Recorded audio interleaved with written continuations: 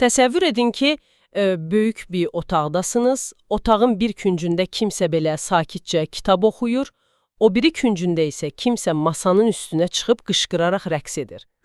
Yəni, eyni məkanda tam bir xaos və mütləq sakitlik var. Düzdür. Və sabahki hava, yəni Milli Hidrometeorologiya Xidmətinin 3 may üçün təqdim etdiyi proqnoz, bax bu otağa bənzəyir. Biz bugünkü dərindən təhlilimizdə sadəcə havanın necə olacağını sadalamayacağıq.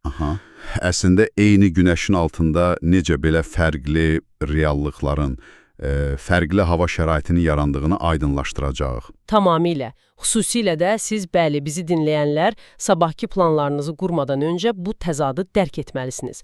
Gəlin elə bunu Bakı və Abşeron yarımadasından başlayaraq təhlil edək. Başlayaq. Sahil boyu ərazilərdə vəziyyət necədir? Deməli, rəqəmlərə baxıram, paytaxtda kifayət qədər yüksək təzyiq var. 763 mm civə sütunu, rütubət də 65-75% arasıdır. Gecə 10-13, gündüz 14-18 dərəcə olacaq. Göy üzü də tutqun olacaq, amma... Bax, əsas məsələ odur. Tutqundur, amma yağış gözlənilmir. Mənim məntiqimlə, əgər havada bu qədər nəm varsa, göy də tutqundursa, mütləq yağmalıdır da, elə deyil. Açığı, sizin o nəm detalları ilə bağlı məntiqiniz tam haqlıdır. Amma məsələ burasındadır ki, 763 mm olan o yüksək atmosfer təzyiqi əslində nəhəng, görünməz bir qapaq rolunu oynayır. Qapaq? Necə yəni qapaq? Yəni, rütubət nə qədər çox olsa da, bu qapaq, belə deyək, havanın yuxarı qalxıb tam formalı yağış buludları əmələ gətirməsinin qarşısını alır. Aydındır. Deməli, biz o boğucu səmanı görürük, amma... Amma proseslər bloklandığı üçün bircə damcı da yerə çatmır.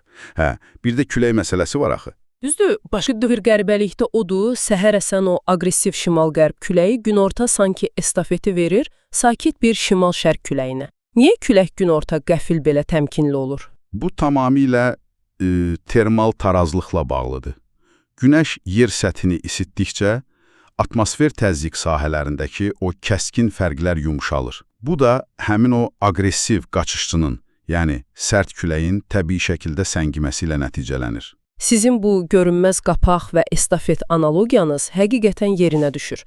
Çünki görünür bölgələrə, xüsusən də dağlara doğru getdikcə, o qapaq tamam uçub gedir. Bəli, sahilin sakitliyindən əsər əlamət qalmır. Çünki şəhərdə günorta hava mülayimləşdiyi halda, proqnoz göstərir ki, eyni saatlarda dağlıq ərazilərdə qəfil, şimşək, duman və hətta dolu gözlənilir. Özü də dağlarda temperatur gecə 3-8 dərəcəyə qədər düşsə də, gündüz 13-18 dərəcəyə kimi isinir. Bax, məsələ burada həqiqətən maraqlı olur.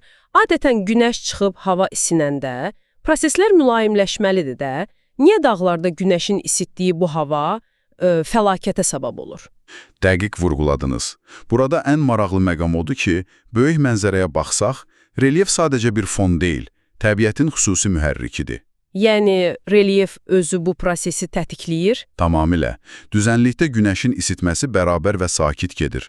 Amma dalarda yer isindikcə, əmələ gələn o isti və rütubətli hava axını məcburən həmin o dik yamaclar boyu yuxarı itələnir. Hündürə qalxdıqca da hava kəskin soyuyur axı. Dəli, təsəvvür edin ki, həmin isti hava kütləsi yuxarıdakı buz kimi təbəqəyə çırpılır. Çırpılan kimi də dərhal ani şəkildə kondensasiya baş verir. Vay! Deməli, bu belə yavaş-yavaş yağan romantik bir yağış deyil də. Qətiyyən. Bu tam bir şok effektidir. Su damcıları sürətlə donub doluya çevrilir. Hava kütlələrinin bu qədər aqressiv toqquşması isə güclü elektrik yüklənməsi, yəni o dediyimiz şimşəyi yaradır. İndi tam aydın olur. Yəni o dağlar əslində təbiətin böyük bir trampolinidir.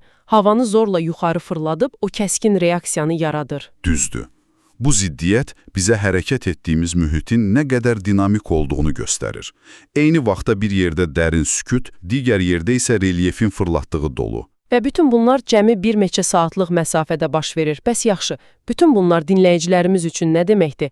İstər Bakıda tutqun bir gün keçirin, istərsə də rayonlara yola çıxıb duman və dolu ehtimalı ilə qarşılaşın, geyiminizi və planlarınızı mütləq bu ziddiyyətlərə görə tənzimləməlisiniz. Açığı, bu qısa və quru rəqəmlərin arxasında necə bir mexanizm olduğunu bilmək, həm də öz təhlükəsizliyimiz üçün vacibdir. Sonda sizə, yəni dinləyicilərimizə belə bir təklifim var.